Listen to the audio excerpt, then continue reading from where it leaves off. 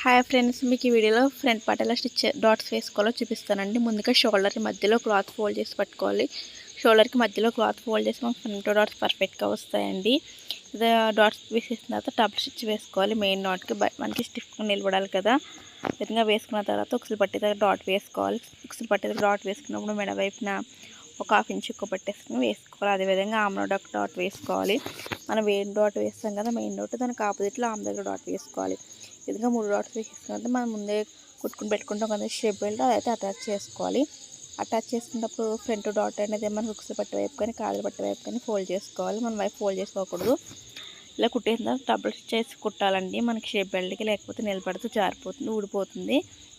వేసేసుకున్న తర్వాత ఇప్పుడు వచ్చేసి కాజల పట్టి అనమాట. కాజల పట్టి కూడా వేసుకోవాలి. లోపల నుంచి బయట వైపుకి వస్తుంది కదా, వేసుకుని ఫోల్డ్ చేసి కుట్టేసి డబుల్ స్టిచ్ వేసుకోండి. వీడియో ఫుల్గా లేదు కాబట్టి కనిపించట్లేదు. ఓకేనా, వీడియో ఫుల్ వీడియో ఉంది.